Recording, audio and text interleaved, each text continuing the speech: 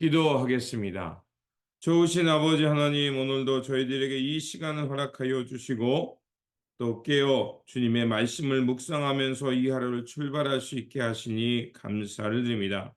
무엇보다도 말씀을 통해서 하늘의 지혜를 얻게 하여 주시고 또 그 지혜의 삶을 통해서 하나님을 경외하며 우리 삶의 근본으로 삼고 살게 하여 주옵소서.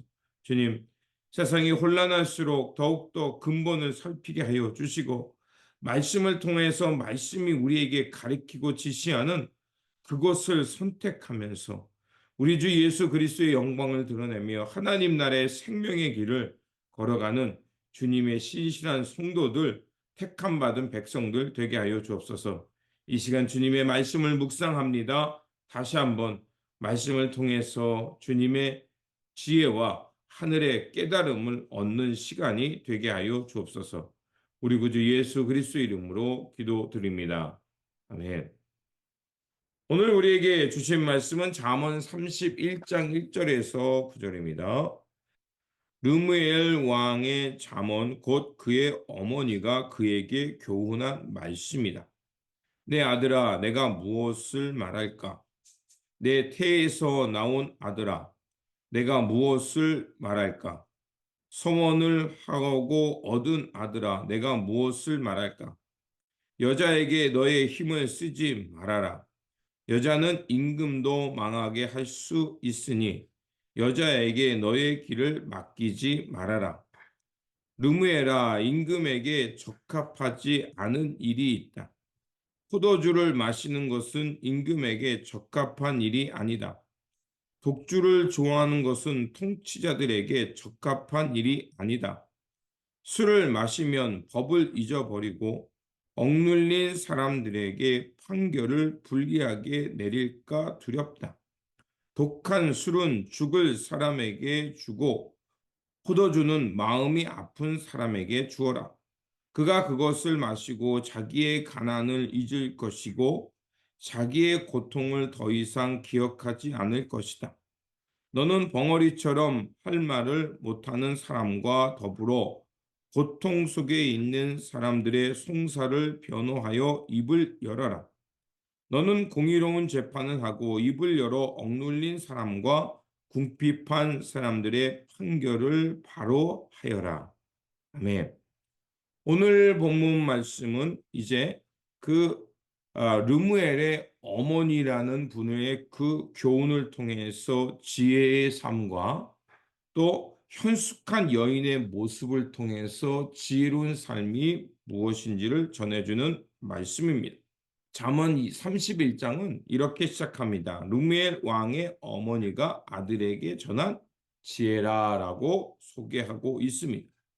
르무엘이란 이름을 가진 왕은 이스라엘 역사에서 찾아볼 수 없습니다. 르무엘이란 뜻은 하나님께 속한 자라는 뜻을 갖고 있습니다.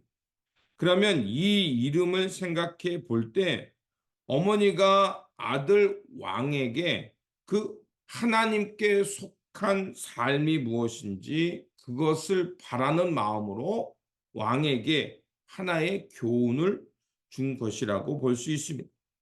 그렇다면 그 하나님께 속한 왕이라는 그 실명이 아닌 소망을 담아서 아들에게 이런 말을 했다면 과연 어떤 왕인지 짐작해 볼 수 있습니다. 그래서 성서학자들은 르무엘을 솔로몬의 어머니 밧세바의 잠언이라고 생각하기도 합니다. 왜 이렇게 생각을 하냐면 밧세바의 삶은 우리가 잘 아는 대로 평범한 삶이 아니었습니다. 다윗에게 간택되기 전 우리아의 아내였고 다윗은 밧세바를 얻기 위해 우리아를 무리한 전장에 내몰아서 전사하게 했습니다. 이런 삶을 통해서 낳은 아들이 바로 그 첫 번째 아들은 죽었고 솔로몬이었습니다. 그리고 솔로몬은 다윗의 뒤를 이어서 이스라엘의 왕이 되었습니다. 자, 이러한 상황과 또 어머니의 과거를 생각해 볼 때 그 다윗의 자손에게는 많은 이미 아들들이 있었음에도 불구하고 솔로몬이 다윗을 이어서 왕이 됐기 위해서는 여러 가지 어려움이 있었고 또 비난과 따가운 눈초리 그리고 밧세바의 밧세바를 통해서 낳은 아들에 대한 그 여러 가지 나쁜 평가들이 있었습니다. 그런 상황 속에서 그 솔로몬이 다윗을 이어서 왕이 됐다는 것은 그 밧세바가 아들 솔로몬에게 얼마나 그 철저하게 교훈하면서 말이 마치 그 르무엘 하나님에 속한 자처럼 어떻게 교훈했는지 짐작해 볼 수 있다는 겁니다. 그래서 3절에서 4절은 이렇게 말합니다. 여자에게 너의 힘을 쓰지 말아라. 여자는 임금도 망하게 할 수 있으니 여자에게 너의 길을 맡기지 말아라. 또 4절에서는 르무엘아 임금에게 적합하지 않은 일이 있다. 포도주를 마시는 것은 임금에게 적합한 일이 아니다. 독주를 좋아하는 것은 통치자들에게 적합한 일이 아니다. 자, 여기에서 그 여인과 포도주를 금하라고 말합니다. 자, 여기서 여인을 금하라는 건 뭘 말할까요? 그 잘못된 그 욕망을 추구하는 삶을 말합니다. 끊임없이 여자를 밝히거나 또 여자에게 그 여자를 얻기 위해 찾아가는 삶은 임금에게 적합하지 않다는 것이고 또 포도주를 좋아하는 것은 어떡하냐? 정신을 흐리게 하기 때문에 결국 임금으로서 적합한 일이 아니다. 라고 이렇게 말을 하고 있는 겁니다. 그렇다면 르무엘 하나님의 앞에 하나님께 속한 자의 삶은 어떤 것이냐? 바로 그 이 땅에서 어려운 이들 또 억압받는 이들 불의로 인해 그 빼앗긴 이들의 눈과 귀, 입이 되어 주는 것. 그게 바로 하나님께 속한 왕의 모습이라는 것입니다. 즉 어려운 이들을 헤아리고 그들의 삶의 자리를 살펴서 그들의 억울함을 풀어주는 것이 하나님께 속한 자 이스라엘의 왕이 되는 사람이라는 것입니다. 그래서 어머니는 다시 한번 그 지혜를 통해서 왕이 힘써야 될 것은 약한 자들의 귀가 되어주고 그들의 권리를 찾아주는 것이 중요함을 말합니다. 그래서 8절과 9절에 이렇게 말합니다. 너는 말 못하는 자와 모든 고독한 자의 송사를 위하여 입을 열지니라. 너는 입을 열어 공의로운 재판을 하여 공고한 자와 궁핍한 자를 신원할지니라 라고 말하고 있습니다. 여기서 언급한 사람들 다 어떤 사람들입니까? 말 못하는 자, 고독한 자, 마음이 상한 자는 결국 힘에 눌리고 빼앗긴 사람들을 말하는 것입니다. 그들의 입이 되어주는 것이야말로 왕의 모습이고 지혜이며 왕의 하나님 앞에 속하여 살아가는 삶의 모습이라는 것입니다. 그래서 예수님께서도 이 땅의 공생애를 시작하시면서 첫 번째로 하신 말씀이 뭡니까? 가난한 자들을 고쳐주고 힘든 자를 놓아주고 고아와 과부된 자를 돌아보는 것이었습니다. 하나님께서는 끊임없이 하나님의 백성이 살아가는 삶의 이 공평과 정의가 세워지도록 말씀하셨고 선지자를 통해 또 그 뜻을 드러내셨을 뿐만 아니라 예수님도 공생애를 시작하며 바로 이러한 삶을 사셨던 겁니다. 바로 오늘 우리가 이 땅에 공동체를 세우며 하나님의 백성으로 살아가는 것은 바로 이런 하나님께서 맡기신 사명, 또 우리에게 주신 권한과 직분을 통해서 이런 하나님의 마음을 헤아리면서 이 땅에 하나님의 공평과 정의를 실천하기 위해 살아가는 것입니다. 두 번째로 르무엘 왕의 어머니는 이제 현숙한 아내를 얻으라고 얘기하고 있습니다. 현숙한 아내라는 것은 바로 지혜를 은유적으로 표현한 것입니다. 10절에 누가 현숙한 여인을 찾아 얻겠느냐? 그의 값은 진주보다 더하니라. 바로 현숙한 여인이라는 것은 그 지혜자의 삶을 말하는 건데 현숙한 여인은 어떻게 하냐? 11절에서 18절까지가 그 현숙한 여인의 모습이 나옵니다. 그 단적으로 11절에서 12절에 그런 자의 남편의 마음은 그를 믿나니 산업이 핍절하지 아니하겠으며 그런 자는 살아있는 동안에 그의 남편에게 선을 행하고 악을 행하지 아니하니라. 17절과 18절에 힘있게 허리를 묶으며 자기의 팔을 강하게 하며 자기의 장사가 잘 되는 줄을 깨닫고 밤에 등불을 끄지 아니하며.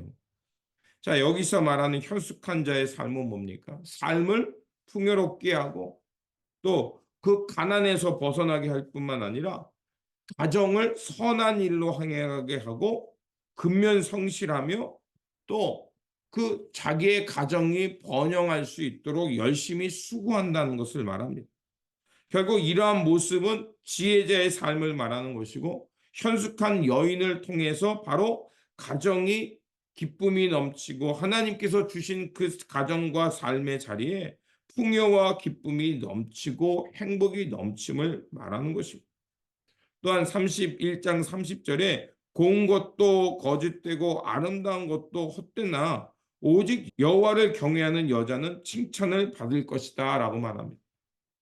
결국 여기서 고운 것, 아름다운 것, 그런 것들이 우리에게 좋지만 그러나 그것이 영원하지 않다는 거예요. 그런 것들을 있지만 그러나 중요한 것은 우리가 추구할 것은 영원한 것을 찾으라는 겁니다. 바로 여호와를 경외하는 것.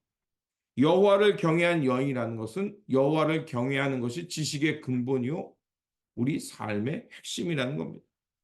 현숙한 여인은 일상 속에서 창조주 하나님을 알고 그 하나님으로부터 나오는 것을 추구하며 거룩하게 산다는 것입니다. 그렇습니다. 우리가 하나님의 택함 받은 백성이요 하나님 나라를 이어갈 유업의 이을 자들입니다. 그렇다면 우리의 일상은 당연히 하나님을 경외하며 하나님이 주시는 지혜를 통해서 만왕의 왕과 왕이며 또 제사장 같은 우리의 삶 속에는 하나님의 공평과 정의를 사랑하며 하나님의 진리를 추구하는 삶이 되어야 합니다. 그래서 오늘 본문 마지막에 나온 것처럼 현숙한 여인처럼 하나님의 공의를 실천하고 또 우리가 독한 술을 취해 사는 것이 아니라 하나님 앞에서 온전한 정신으로 늘 감사하며 생명을 사랑하며 이 땅에 하나님의 통치와 기쁨이 넘치는 그 세상을 향해 나아갈 것입니다. 이런 지혜자의 삶, 하나님의 거룩한 자녀의 삶을 살아내시기를 주님의 이름으로 축원드립니다. 기도하겠습니다. 지혜 하나님, 하나님의 사랑 가운데 우리를 택하시고 놀라운 지혜와 생명의 말씀을 주심에 감사를 드립니다. 하나님으로부터 귀한 지혜를 얻었사오니 하나님의 택함 받은 자녀답게 공평과 정의를 사랑하며 그 지혜를 통해서 생명을 사랑하며 그 우리가 살아가는 이 삶 속에 애단의 동산을 회복하는 일에 힘쓰며 살게 하여 주옵소서. 그래서 우리가 살아가는 이 삶 속에 하나님의 정의와 평화가 넘치게 하여 주시고 그 주님의 사랑과 은총이 넘치는 생명의 땅, 기쁨의 땅이 되도록 힘써 살아가는 지혜자들 되게 하여 주옵소서. 우리 구주 예수 그리스도 이름으로 기도드립니다. 아멘.